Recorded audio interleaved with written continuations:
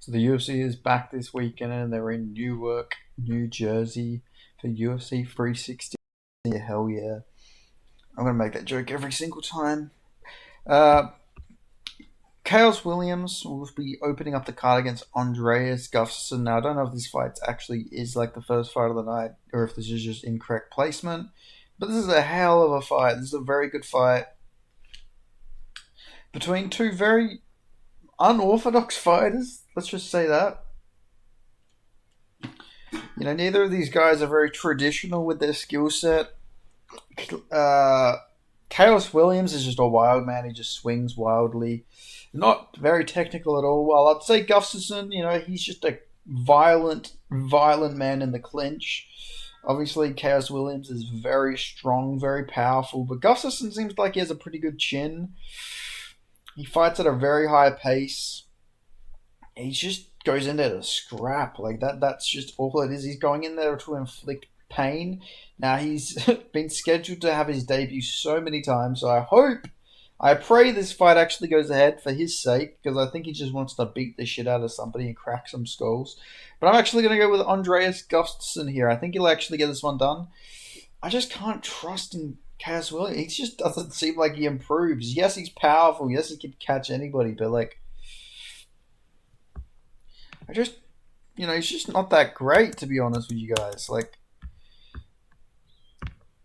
Uh, he knocked out Carlson Harris. I picked him in that fight. He beat Badoa. He didn't beat Badoa, though. I thought Rolando Badoa won that fight. Harris is a guy who's not got the greatest chin. Lost to Randy Brown, but that was a very close fight. Knocked out Beza. Had a very close fight with Semmelsberger. Lost to Michelle Pereira. It's just he's got such a very confusing career. It completely destroys Alex Morono. None of it makes any sense. But I'm gonna go with Andreas Gustafsson. I think he will be able to just put a pace on. I think he'll be able to work the body, fight very aggressive, and it's a very tough matchup. I feel like to prepare for Kaz Williams. He's expecting to fight Uros Medic at one point. He's a very technical kickboxer, while Gustafsson's just a very violent guy in the clinch, tries to break you down, and he will just keep clinching, he will elbow you. He's alright to take a couple shots now. That could be dangerous against someone like Chaos Williams. I'm going to go Andreas Gustafsson to get this one done, but it's a very close fight. Then we have Miguel Medeiros versus Mark Choinoski, I think you say. I'm going to go with Miguel Medeiros here. I do think Chinoski is a very good grappler, but I think that if this fight stays standing, I think Medeiros is going to really box him up, piece him up. And I think he's not too bad with the takedown defense. He's not a bad fighter. People don't really rate him highly now. That fight against Austin Hubbard was very bad, very boring, but that was at high altitude. You got to factor that in there. He's a fun fighter. He's a good boxer. He showed very good takedown defense on Dana White Contender Series against the Chechen fighter. So I'm gonna say Miguel Medeiros will get this one done. He had very good takedown defense against Austin Hubbard. Austin Hubbard only got 2 takedowns out of 9 attempts. I think Medeiros can keep it standing, and I think he will get the win here. So I'm going to go Miguel Medeiros to get this one done. Then we have Quillan Sauerkild, friend of the channel, versus Yanal Ashmuz. Somebody's 8-1 has got to go. Both these guys are 8-1. Somebody's 8 and somebody's 1.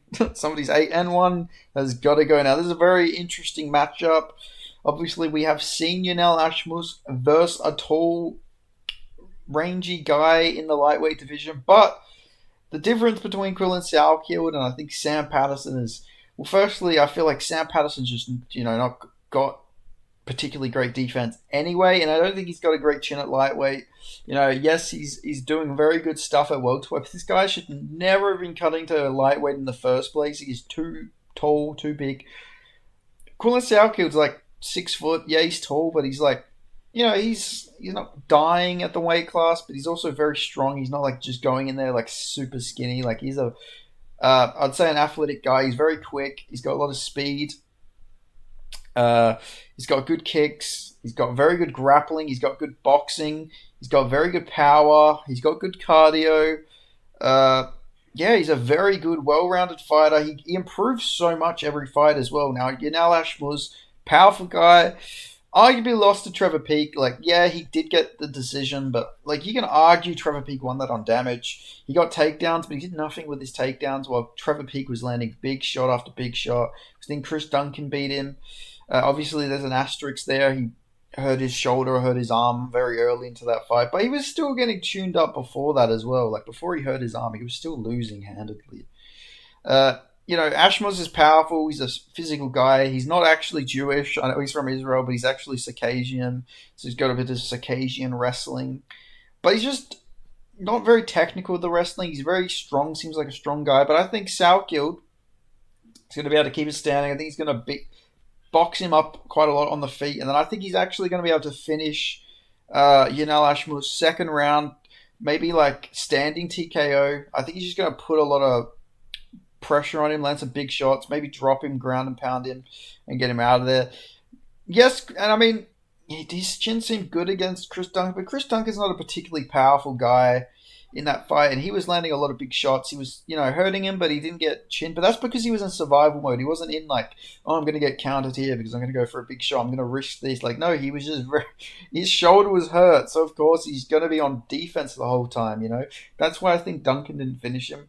I think Salkill will be able to go in there though, and I think he will be able to finish him. I think he will land a big shot, hurt him, and then either finish him with volume or just straight chin him. So I'm going to do Quillen Salkill. Then we have Azamat Murzakanov versus Bredson Ribeiro. This is a very weird fight, to be honest with you. I don't know why Ribeiro is getting this opportunity.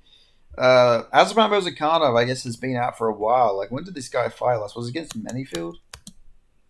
Yeah, okay, so he hasn't fought since he beat Manyfield in August 2024, so that's not as long as I thought it was. This guy's very inactive. He's also Circassian, so, we've got a lot of Circassian fighters on this card. But, yeah. Oh, okay, so Walker pulled out. That's why. That is why he's here. Walker withdrew. That's why. Okay, still very interesting fight. Ribeiro is very chinny. He's not a durable guy by any stretch of the imagination. I think that he is. I think Ribeiro is going to get knocked out. I'm going to go Azamat Murzakanov. Powerful guy, very technical, and undefeated. Ribeiro is just. Like, how many knockout losses does this guy have? I think he got knocked out twice in the UFC, right? Okay, no, he didn't get knocked out by Med Gadzi Sulov. Okay, he's on a 2-5 winning streak. I didn't even realize that. He got knocked out by Ming Yang Zhang. No shame in that. Got knocked out by David Bakjudarayan. Markio Breno knocked him out. And then he got subbed. His chin isn't great, and Azamat Murzakanov can crack. So I'll go Azamat Murzakanov by KO. Then we have Ju Sang Jo versus Jekka Saragi. I'm going to go with Ju Sang Yo. I haven't watched any of his fights, but I know he's a grappler. He's going to absolutely submit Jekka Saragi. Jekka Saragi got subbed by Weston Wilson and got grounded and pounded by Anshul Jubilee. Made Anshul Jubilee look like fucking prime Habib. This guy's takedown defense isn't great. His grappling's not great. He is a pretty alright striker, but I think Sangju will be able to get this one done over Jekka Saragi. But this is all crazy because Lucas Alexander did get chinned by Jekka Saragi, who beat Stephen Peterson, who beat Chase Hooper, who is just on a run. Like, MMA math is just crazy when you like break it down like that. But yeah, I'm going to go with Sangju to get this one done by submission. I think he'll be up to sub Jekka Saragi here. So that's how I'm going to go. Then we have Sergey Spivak versus Waldo Cortez Acosta. This is interesting because I don't really know how you can rate Waldo Cortez Acosta's grappling defense because he's not really fought many grapplers in the UFC. He fought Ryan Spann, though he's not really a grappler. He's just Just stupid. Like I feel like that's the best way you can describe his fight style. He makes a lot of silly, silly mistakes. This is a very interesting fight. Like Spivak, I think he's coming off this. He's either coming off the Almeida loss or he's coming off the Tybura win. Okay, he's coming off the Almeida loss. Like he was actually looking very good in that fight. He was able to get down Almeida. I know Almeida's not like a massive guy for the weight class, but he's actually pretty good. He's a very good grappler. Uh, yeah, like he's a very good guy. Like let's. So it is very interesting. Like Ryan Spann shot at him, but they weren't like proper takedowns. He beat Spain very badly. I think he had a very competitive fight with Andrei Arlovsky, though, if I remember correctly. Beat Bresky. He got taken down by Marcos Rodrigo de Lima, who's very good, but they cut him for some weird reason. I'm I'm gonna go with Sergey Spivak. I think he'll be able to get the takedowns. If you can get down Almeida, a super athletic guy, powerful, strong, I think you'll be able to get Waldo Cortez Acosta. I don't think Acosta will get back up once he gets taken down. So I'm gonna go Sergey Spivak, but he could just get chinned. Like that is just a big possibility with Spivak. But I'm gonna go with Spivak to get this one done, even though it is a risk. But like aren't all heavyweight fights. Then we have Ariana Lipski da Silva versus Kong Wang. I'm gonna go with Kong Wang here. I think she'll be able to chin Lipski. Lipski's coming off two losses. You know, got Darce by Jasmine Vicious. No shame there. She did beat Casey O'Neill, which is a good win, but she got knocked out by Priscilla Cachahera. She's been chinned a few times in her career, and I think she's going to get chinned again here. So I'm going to go Kong Wang to get this one done by KO. Then we have Bruno Silva versus Joshua Van. I'm going to go with Joshua Van.